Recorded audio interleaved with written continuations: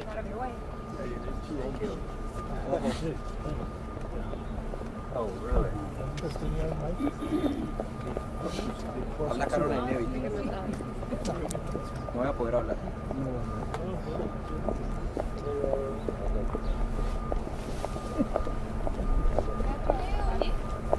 Llega la portavoz de la Casa Blanca, Karoline Leavitt.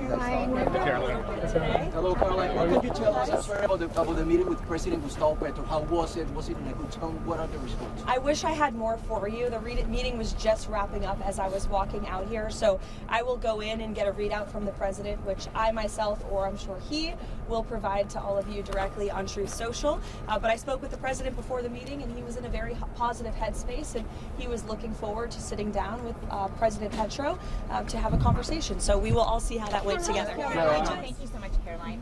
What does President Trump mean when he says Republicans ought to naturalize voting? What does that look like in practice? What the president was referring to is the SAVE Act, which is a huge common sense piece of legislation that Republicans have supported, that President Trump is committed to signing into law during his term. And he spoke with the speaker directly about that yesterday, about the need to get that bill on the floor for a vote, because it provides very common sense measures for voting in our country, such as voter ID. I don't think any rational person who's being honest with themselves would disagree with the idea of requiring citizens of this country to present an ID before casting a ballot in a federal election, or frankly in any election. And that's something the president wants to see happen. So that's what he was referring to. But to be clear, he does believe the state should oversee it. The president believes in the United States Constitution. However, he believes there has obviously been a lot of fraud and irregularities that have taken place in American elections. And again, voter ID is a highly popular and common sense policy that the president wants to pursue, and he wants to pass legislation to make that happen for all states across the country. Just to follow up on that, he said specifically that they should take over elections in 15 states. Can you tell us what he meant by that, what 15 states he's referring to in terms of Republicans taking over elections? Again, what I was just telling you is that with the passage of the SAVE Act, voter ID will be implemented across all 50 states. The president was referring to specific states in which we have seen a high degree of fraud. If you look at states like California, or if you look at New York City, for example, non-citizens are allowed to vote in elections in places like California and New York City. That just creates a system, an electoral system, that is absolutely ripe with fraud. And you cannot deny the fact that, unfortunately, there are millions of people who have questions about that, as does the president. He wants to make it right, and the SAVE Act is a solution to doing it. Daniel? Carolyn, good to see you. The January ISM manufacturing PMI hit a score north of 52. It's the best score since August of 2022. What should that tell Americans about manufacturing activity possibly surging under the Trump administration? Well, the president's tariffs are working, and his economic agenda is working. When you combine tariffs and reshoring American manufacturing and investments in this country, which the president has played a huge role in directly recruiting those investments from countries and companies all over the world to the United States, you're creating jobs. We've seen construction jobs have surged in the past few months. That's because those factories are being built right here in the United States, and we're putting Americans to work. So our manufacturing sector is obviously something the president cares a lot about. That's why he's so determined and dedicated to his tariff policy, which, as you all saw yesterday, the president struck another great trade deal with India. He spoke with Prime Minister Modi directly. They share a very good relationship. India committed to not only no longer purchasing Russian oil, but buying oil from the United States, also perhaps from Venezuela too, which we know will now have a direct benefit on the United States and the American people. And in addition to that, Prime Minister Modi committed to $500 billion of investments into the United States, including for transportation, for energy, and for agricultural products as well. So this is another great trade deal thanks to President Trump. Why was Tulsi Gabbard involved in a domestic law enforcement search in Georgia? Tulsi Gabbard has been tapped by the President of the United States to oversee the sanctity and the security of our American elections. She's working directly alongside the FBI Director, Kash Patel. This is a coordinated whole-of-government effort to ensure that our elections, again, are fair and transparent moving forward. I don't see anything wrong with the President tasking a cabinet member to pursue an issue that most people want to see solved. Maybe you don't, but I know many Americans do want to make sure our elections are protected, and that's what Tulsi Gabbard is focused on doing.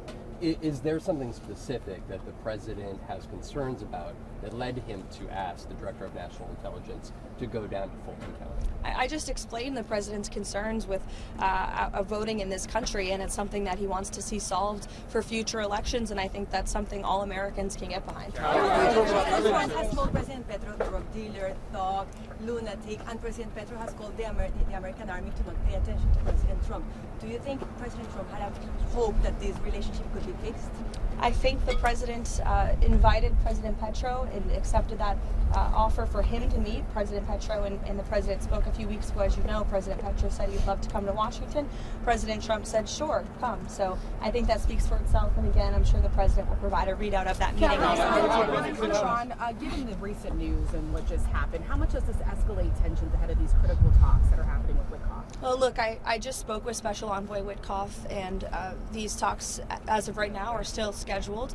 President Trump is always wanting to pursue diplomacy first, but obviously it takes two to tango. You need a willing partner to achieve diplomacy, and that's something that Special Envoy Witkoff is intent on exploring and discussing. As always, though, of course, the president has a range of options on the table with respect to Iran as commander-in-chief. I think they learned that quite well last year with the strike in Operation Midnight Hammer, which was wildly successful and obliterated their nuclear capabilities. But those talks will continue later this week as far as we're concerned right now. President Trump was talking yesterday about how President Putin had agreed to a week-long halt on attacks on Ukraine because of the cold weather. But today we've seen that Russia has launched some of the heaviest attacks this month. What's your reaction to that? Yeah, I spoke with the president about it this morning, and his reaction was unfortunately unsurprised. These are two countries who have been engaged in a very brutal war for several years, a war that would have never started if the president were still in office. It started because of the weakness and incompetence of the previous president, Joe Biden, and that's why the president continues so aggressively to pursue diplomacy to end this war. That's why Special Envoy Witkoff and Jared Kushner will be in Abu Dhabi tomorrow for another round of trilateral talks. I would note the trilateral talks that took place last week or the week prior are historic by nature. Never before have all three of our countries really been able to sit down at the negotiating table to move the ball forward towards peace. So Special Envoy Witkoff and Jared Kushner and President Trump made the impossible possible with respect to peace in the Middle East, and I know they're looking to do the same with respect to the Russia-Ukraine war as well. On Harvard, the president said yesterday he's now seeking $1 billion from Harvard. One, how do you arrive at that number? And two, he said he wants criminal, not just civil, charges against individuals at Harvard. Does he want to see Harvard officials arrested there criminally?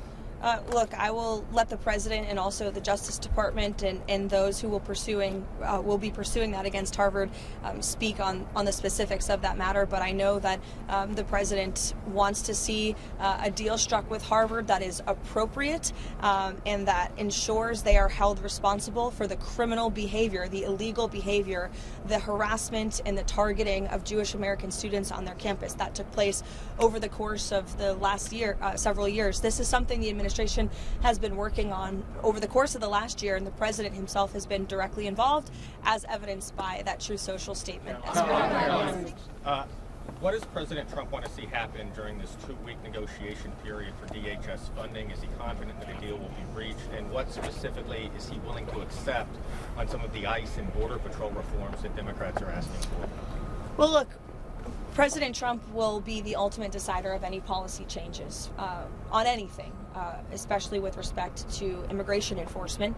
What I will tell you is the president is never going to waver in enforcing our nation's immigration laws and protecting the public safety of the American people, in his ardent support of ICE and Customs and Border Patrol, who unfortunately the Democrat Party has made a decision to demonize. I heard Senator Schumer referring to them as Donald Trump's Nazi secret police force, I believe, were his words. I don't recall that same language being used when President Obama was in the White House and was deporting millions of illegal aliens from our country using this very same agency and these very same agents who, by the way, have jobs because of the laws that were passed by Congress. So as for policy discussions that will take place, Congress will have those. The president will decide on those. You saw yesterday Secretary Noem announced that DHS agents on the ground in Minnesota will begin using and wearing body cams. That's something DHS is looking to roll out nationwide, assuming they have the funding for it.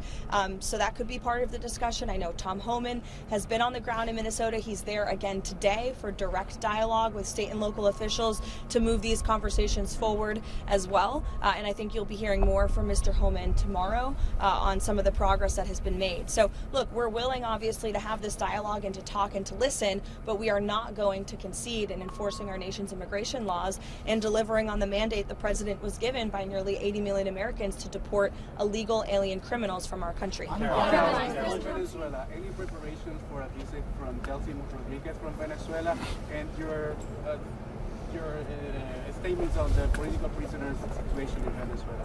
Sure. I don't have a date for a visit at this time. I know it is something that has been discussed, but no firm plans at this point. As for the release of the political prisoners, the president and this entire White House, and I think the whole country, should be very pleased to see that. It's a commitment that Ms. Rodriguez made, and she has kept, and we expect her to continue to keep it. How's the administration still expecting the ICE agents during the Super Bowl week? And what are the comments from President Donald Trump regarding what Bad Bunny said during the Grammy Awards, ICE out?